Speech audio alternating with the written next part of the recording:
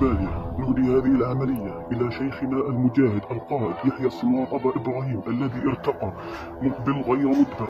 بسم الله، الله أكبر.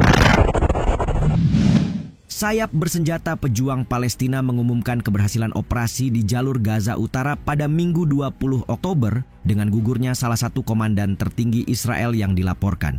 Mengonfirmasi pada hari yang sama, IDF mengumumkan Komandan Brigade Lapis Baja ke-401 Kolonel Ehsan Daksa gugur melawan kelompok milisi itu di Jabalia, Gaza.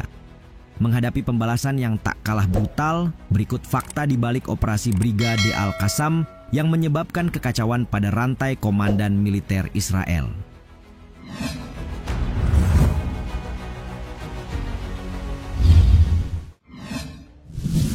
Serangan balasan Al-Qassam. Operasi yang dilancarkan Brigade Al-Qassam belum lama ini menandai serangan balasan terhadap Zionis yang sebelumnya merenggut nyawa pimpinan mereka Yahya Sinwar dalam operasi pasukan Israel di Rafah pada 16 Oktober 2024. Selain menjalankan misi nyawa dibalas nyawa, Brigade dalam pernyataan terpisah juga melaporkan serangan yang dilancarkan terhadap kendaraan militer.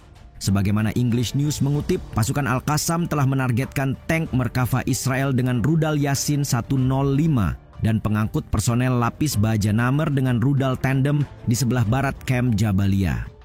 Para pejuang juga berhasil menyerang 2 tentara Israel dengan tembakan penembak jitu, melukai mereka secara langsung di kamp Jabalia. Selain itu, dilaporkan pula penghancuran pengangkut personil lapis baja Namer Israel dengan alat peledak syawah di barat laut kota Gaza. Brigade tersebut mengonfirmasi para pejuangnya menyusup di belakang pasukan Israel yang maju ke timur kamp Jabalia pada Sabtu malam.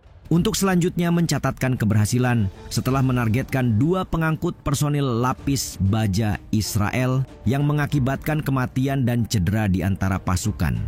Alhasil, dalam serangan beruntun yang tepat sasaran itulah, seorang perwira senior Zionis gugur, 3 perwira lainnya cedera, serta satunya lagi mengalami kritis.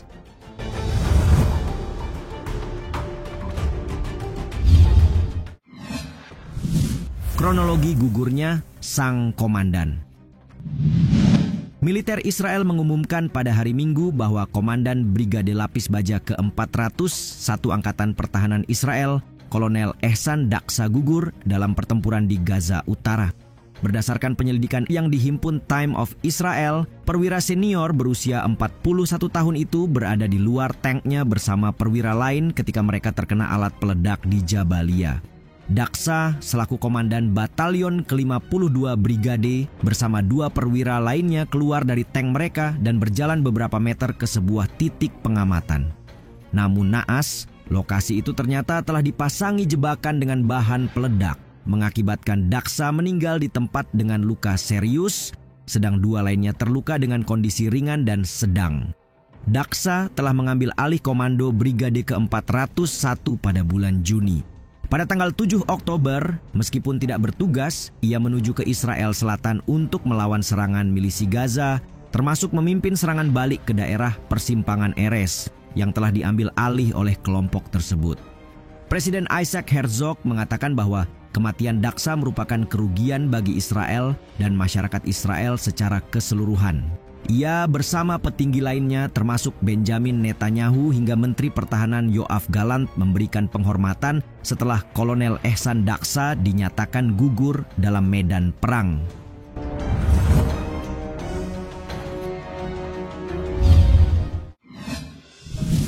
Komandan Rencana Jenderal pertama yang gugur.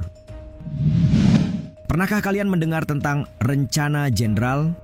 Menanggapi ketidakmampuan tentara Israel untuk mencapai tujuan perang, LSM Asosiasi Komandan dan Veteran merilis rencana perang yang juga dikenal sebagai Rencana Island untuk memastikan kekalahan kelompok milisi yang menguasai Gaza. Kelompok yang menggambarkan diri mereka sebagai badan profesional dalam strategi perang dengan lebih dari 1.500 perwira militer, kemudian bekerja sama mengkritik strategi tentara Israel di Gaza sejak Oktober 2023. Rencana itu pun terhitung baru sebab baru dirilis pada akhir September tahun ini.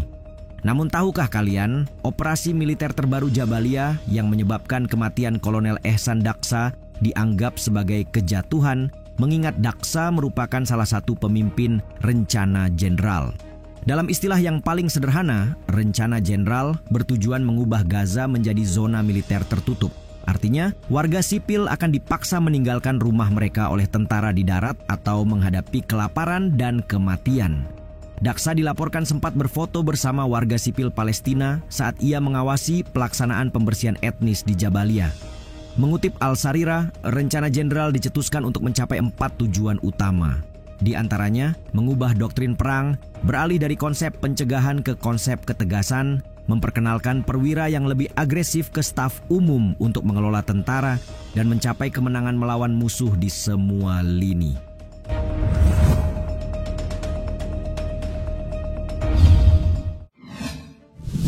Rantai komando jadi berantakan.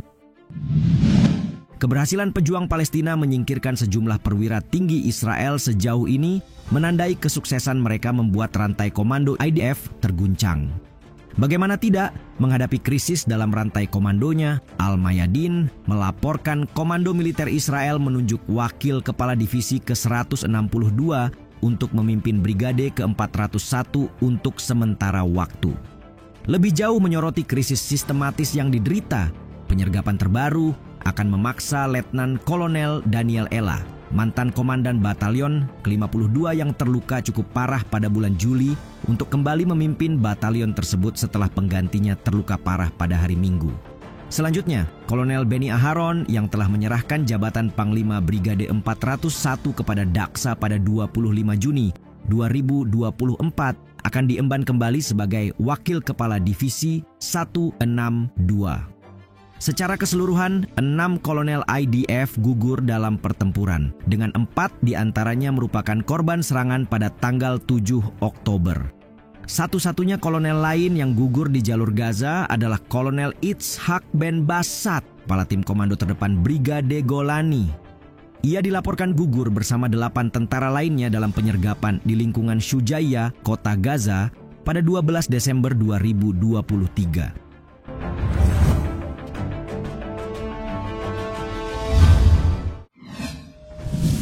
Rencana jenderal tak akan berhasil. Pada tanggal 5 Oktober, Israel melancarkan operasi militer darat menuntut evakuasi warga Palestina yang tinggal di Beit Hanun, Beit Lahia, kamp pengungsi Jabalia, dan kota Jabalia. Alasannya, mereka hendak menghancurkan pasukan perlawanan Palestina yang telah berkumpul kembali di wilayah utara, di mana menghentikan pengiriman bantuan kemanusiaan ke daerah tersebut sebagai salah satu cara.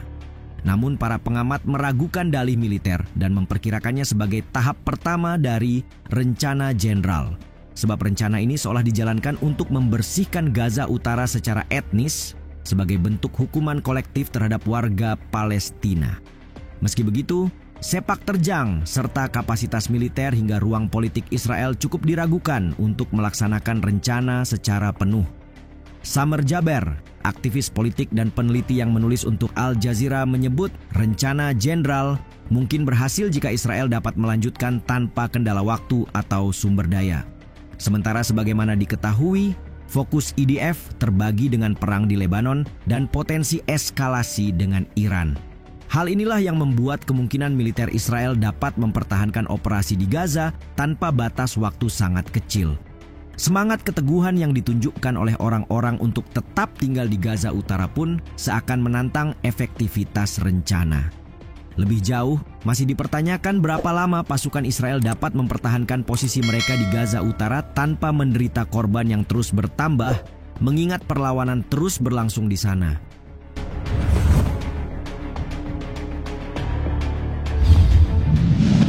Tentara Israel melanjutkan operasi darat di kamp Jabalia untuk hari ke-16 berturut-turut, mengklaim tujuan operasi adalah mencegah pejuang Palestina berkumpul kembali untuk melancarkan serangan lebih lanjut. Namun mereka sepertinya lengah hingga kehilangan komandan militer akan membuat rencana perang Netanyahu kian mandek setelahnya.